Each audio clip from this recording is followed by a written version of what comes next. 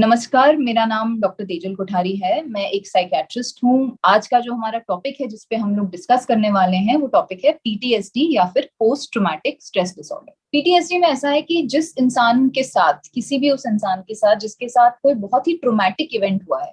अब traumatic event हम लोग कैसे बता सकते हैं? ट्रॉमेटिक इवेंट का मतलब एक ऐसा इवेंट जो शायद सारी ह्यूमैनिटी के लिए ट्रॉमेटिक रहा है। ठीक है, आग लग गई कहीं पे, या कहीं स्टैम्पीड में फंस गए, कहीं ऐसी बड़ी बड़ी नेचुरल डिजास्टर्स, या एनी पर्सनल सच एक्सपीरियंस, घर में किसी ने डकैती डाल दी, चोर पकड़ लिया। These kind of events are they lead to something called post traumatic stress disorder. तो ट्रॉमा के बाद, पोस्ट ट्रॉमेटिक का अर्थ है उस ट्रॉमेटिक इवेंट, उस ट्रॉमा के बाद जो भी स्ट्रेस होता है, या स्ट्रेस डिसऑर्डर कहते हैं, पोस्ट ट्रॉमेटिक स्ट्रेस डिसऑर्डर। उस ट्रॉमा के बाद जो जिस कुछ ऐसे सिम्टम्स आते हैं इंसान में जिसकी वजह से वो बहुत ज्यादा परेशान हो जाता है, तो इसको कहते हैं पीटीएसडी। आपके साथ कुछ बहुत ज्यादा गलत हुआ, या आपने किसी नेचुरल डिजास्टर में फंस गए, या कुछ इस तरह का मेजर एक इवेंट हुआ, उसके बाद से आपके मन में घबराहट रहती है, एंजाइटी रहती है बहुत ज्यादा। आप कई बार आप रात रात में उठ जाते हैं एकदम, ठीक है, आपको एकदम अराउजल्स होते हैं, आप अचानक से उठ जाते हो, घबराहट होती है, पसीना पसीना होके उठते हो। बार बार फ्लैशबैक आता है, उसी विचार, वही जो आपने देखा था, आपके साथ हुआ था, उसको बार बार फ्लैशबैक आता है, बार बार उसके बारे में आपको एकदम ऐसे लगता है अभी हुआ मेरे साथ। these flashbacks come, arousals, flashbacks, nightmares, बार बार रात में आप डरावने सपने आते हैं उसी इवेंट के, आप उठ जाते हैं, आप ठीक से सो नहीं पाते हैं। इस प्रकार के जो सिम्टम्स होते हैं ये पीटीएसडी में बहुत ज्यादा कॉमन। जैसे कोई किसी वॉर में आप इन्वॉल्व थे, जैसे बहुत हमारे सोल्जर्स को बहुत पीटीएसडी होता है, कई सोल्जर्स को पीटीएसडी बहुत कॉमन है।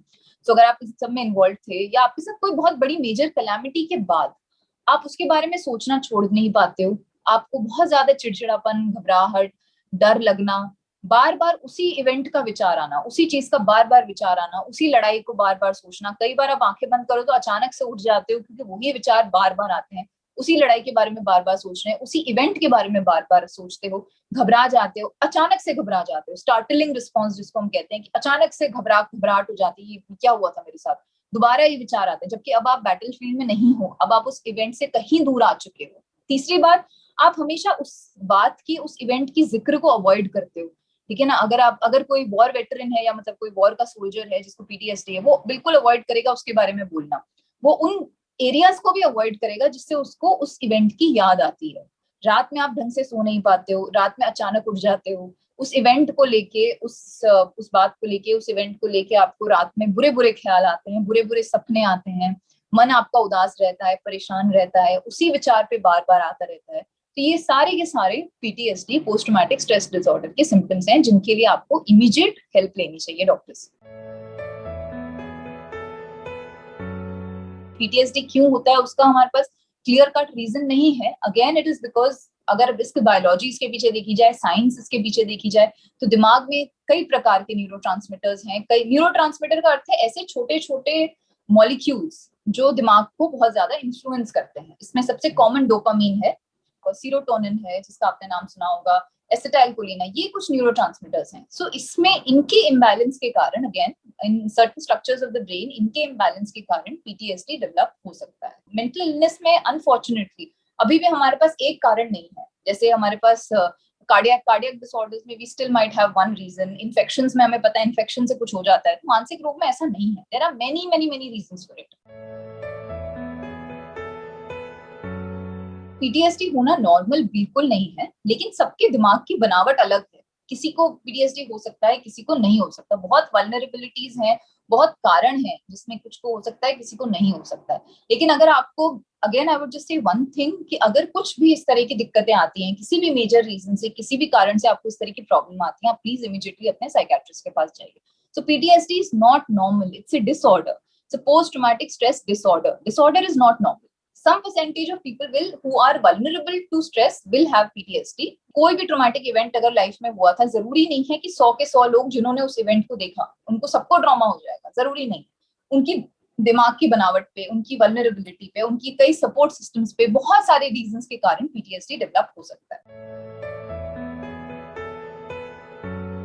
1 साल से 2 साल तक की बीमारी रह सकती है। अगर ट्रीटमेंट ले ली जाए तो जल्द से जल्द ठीक हो सकता है। सो देयर इज नॉट, मैं ये नहीं कहूंगी कि आप आज ट्रीटमेंट लोगे आप 2 महीने में ठीक हो जाओगे, ऐसा नहीं है। लेकिन आप जितना जल्दी ट्रीटमेंट लोगे, जितना जल्दी डॉक्टर से बात करोगे, असेस करोगे, उतना जल्दी आप ठीक हो सकते हो। अनट्रीटेड पीटीएसडी अगर ट्रीटमेंट नहीं हुआ तो कई बार सालों भी चल सकता है। थोड़ी सी मुश्किल जरूर है, मतलब आपको थोड़ा पेशेंस की जरूरत होगी। जब आप ट्रीट कर रहे हो तो कुछ महीनों आपकी दवाई चलेगी, कभी कभी दवाइयां साल भी चल सकती हैं, उससे ज्यादा भी चल सकती है, डिपेंडिंग कि आपके जो सिम्टम्स हैं, जो आपके जो भी प्रॉब्लम्स हैं वो कितनी गहरी हैं, कितनी बड़ी है। लेकिन डेफिनेटली पीटीएसडी बिल्कुल ट्रीट किया जा सकता है, अच्छे से ट्रीट किया जा सकता है। और इसमें मेडिकेशंस दी जाती हैं, दवाइयां दी जाती हैं और थेरेपी दी जाती है, दोनों दी जाती हैं। और PTSD is very much treatable, आप उससे बिल्कुल निजात पा सकते हो पूरी तरीके से। लेकिन इसके लिए आपको इमीडिएटली डॉक्टर के पास जाना बहुत ज्यादा जरूरी है। कोई भी मेंटल हेल्थ जो टीम होती है, मेंटल हेल्थ प्रोफेशनल होता है, उसमें सबसे उस टीम को लीड करने वाला यूजुअली एक साइकियाट्रिस्ट होता है, हु इज अ डॉक्टर, जो आपको असेस करेगा, आपको पहले पीटीएसडी से डायग्नोस करेगा। तो you have to be sure कि आपको पीटीएसडी है, ठीक है। तो पहला स्टेप क्या होगा, कोई भी प्रोफेशनल आपको पहले डायग्नोसिस देगा, उसके बाद वो आपको दवाइयां चला सकते हैं और साथ में थेरेपी दे सकते हैं। सो एक मेंटल हेल्थ टीम में there is a psychiatrist who is a doctor, there's a psychologist जो साथ में काम करते हैं। Psychologist can help you more with therapies, even psychiatrist can do therapy for you. So all the professionals, जो जितने भी प्रोफेशनल्स हैं आपके लिए पीटीएसडी में, पहले वो आपको दवाई देंगे, आपके सिम्टम्स को कंट्रोल करेंगे, साथ साथ में कई प्रकार की थेरेपीज होती हैं पीटीएसडी के लिए।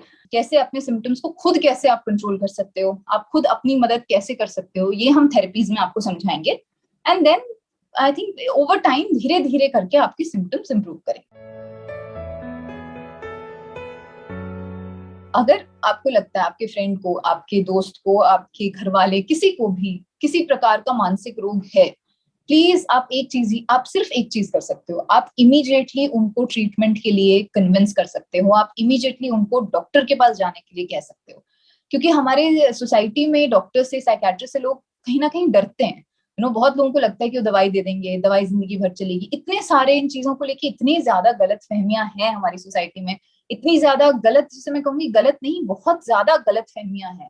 सो इसके कारण अगर आपका कोई भी दोस्त या कोई भी आपका फ्रेंड, आपका रिलेटिव, आपका हस्बैंड, किसी को भी किसी प्रकार का मानसिक रोग है, तो आप इमीडिएटली अपने आसपास के डॉक्टर के पास, साइकियाट्रिस्ट के पास जाइए, असेसमेंट कराइए, ट्रीटमेंट कराइए। आप किसी की मदद कैसे कर सकते हैं, इमीडिएटली उसको एक डॉक्टर के पास लेके जाना, that is the first step. वो आप बेस्ट है, अगर आप ऐसा कर पाएंगे तो आप उसकी बहुत ज्यादा मदद कर रहे होंगे।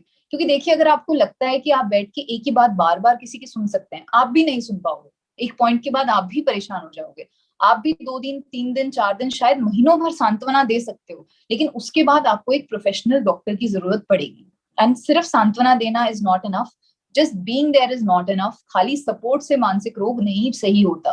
कितनी जगहों पे मैं सुनती हूँ कि अरे आप सपोर्ट कीजिए, आपको डिप्रेशन, आप हमसे बात कीजिए। डिप्रेशन बात करने से सही नहीं होगा, डिप्रेशन की लेजिटिमेट ट्रीटमेंट है, दवाइयां है, थेरेपी है, उन सब से सही होगा। तो किसी भी प्रकार के मानसिक रोग के लिए प्लीज, अगर आप ये देख रहे हैं, सुन रहे हैं, तो प्लीज एक ही चीज है, go to a doctor and go to a psychiatrist, get yourself treated, जल्द से जल्द अपना इलाज कराइए। आप दवाइयां बिल्कुल हार्मफुल नहीं है, जिस तरह की जिंदगी आप जी रहे हैं वो आपके लिए ज्यादा हार्मफुल है, दवाइयां उतनी हार्मफुल नहीं है, इनफैक्ट दवाइयां हार्मफुल नहीं है, ठीक है। So get assessment and treatment as quickly as possible.